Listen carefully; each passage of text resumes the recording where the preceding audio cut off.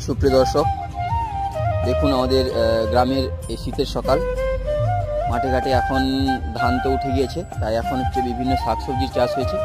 যেমন এখানে সরষা বোনা হয়েছে, দেখতেই পাচ্ছেন ছোট ছোট কিছু তার সরষার গাছ বেরিয়েছে এবং কিছুদিন পর এটা ঠিক ভরে যাবে এবং হলুদ ফুলে ভরে যাবে এই মাঠটি। আপনাদেরকে দেখাবো তখন সরষার ফুলটা। এবং এখানে দেখছেন এগুলো হচ্ছে ছলা গাছ। ছলা হয়েছে, ছলা এখনো হয়নি, ছলা এখানে চাষ করা হয়েছে। এবং এইখানে এতে হচ্ছে শশা, এইখানে হচ্ছে এটাও ছলা গাছ এবং